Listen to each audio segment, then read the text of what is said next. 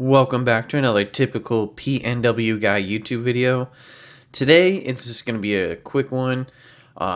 Pretty much we're going to just be talking about PMAGs. So Gen 2, Gen 3, what are the differences and why does it matter? So first off, huge shout out to Brownells. They are a huge channel sponsor. I get a lot of my stuff from them, whether it's at a discounted price or they send it out for free. So huge shout out to them. Matter of fact, I just snagged one of their BRN 15 uppers. You guys will have to wait on what one I snagged using code USA15 during their 4th of July sales. So yeah, go check it out. They have a ton of stuff on sale. USA 15 works on stuff, I think it's over 200. But BOP 10 also works on most orders over 150. If it doesn't give you the 10% off, it'll give you free shipping or both, depending on what the item is. Okay, now that the ad is over, what are the differences? So right off the bat, you can see a little bit of the aesthetics. So this one is slightly narrower than this one. This one also right here, it's got this funky little tab, and that is an over insertion tab. So that means when you shove it up into the lower, you can't push it too far so that it hits the bolt carrier group. And if you see this one, it doesn't have that. Now, why does that matter? It matters because when you shove it in too far, it puts too much pressure on the feed lips right there. And it can crack them, it can break them off. So that is why they decided to go with an over insertion tab. And then they also reinforced right here. You can see that ribbing. It is a little thicker. And same thing. It just helps prevent splitting. Now the Gen 2s, they do like to split right here down that rib. You can see where the polymer touches.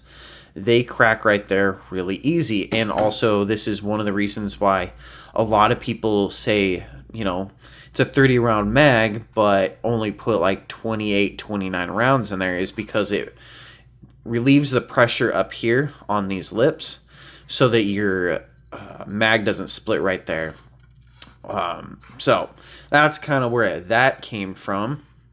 But otherwise, you see on this Gen 2, it says PMAG 30.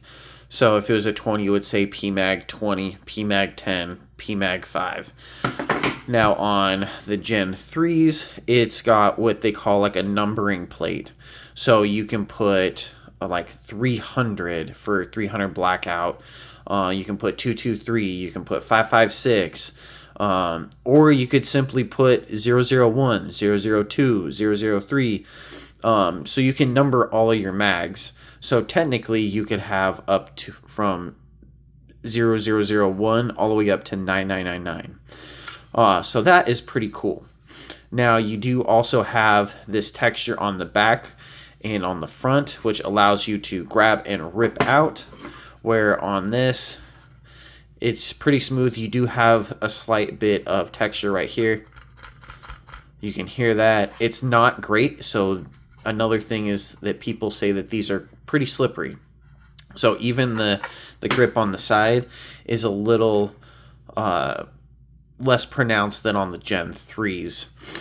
Now, the Gen 2s were pretty much to help move away from the aluminum mags. So, you know, the standard GI mags. And they were really only designed to work in like an M16, M4 lower. But with all the European guns and all, like, you know, the Tavor and stuff like that, the Gen 2s didn't really work that well in them. So part of the reason why Gen 3s came around was to fix the over insertion, the texture issues, the splitting on the back, but also to fit into the European guns. So the Gen 3 technically is more NATO firearm friendly. So they also have a different follower. So you can see this one's a little bit thicker and more robust than this one. Different colors. This one's like almost like a foliage green, and this one is like a bluish gray color. And this follower, it has better anti-tilt features on it. So you can see that little knob down there helps it to where it doesn't tilt as easy as this one, because it's a little bit thicker. It's hard to tell in the camera, but this little notch on this one is thinner than on the Gen 3. So they did a lot of little stuff to equal a lot of big results. Now, for the normal person, it doesn't really matter too much. If it runs, it runs. If it doesn't, well, it doesn't. So a lot of Gen 2s do still work in your standard AR-15. It's really only when you get to like the fancy lowers like Arrow, they have like the M4E1 stuff. A lot of those you have to run the Gen 3 just because of the dimensions, all that weird stuff that they did.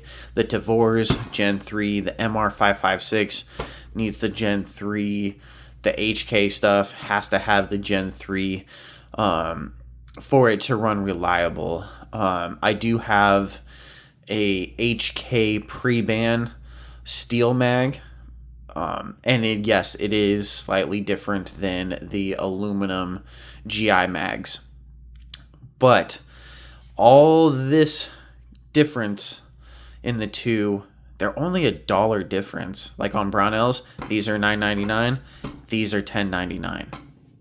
So yes, you're saving $1 by getting the Gen 2, but anymore, guys, just get the Gen 3 unless you're able to get some crazy deal. Like I know some people will randomly have these for like $7 or $8.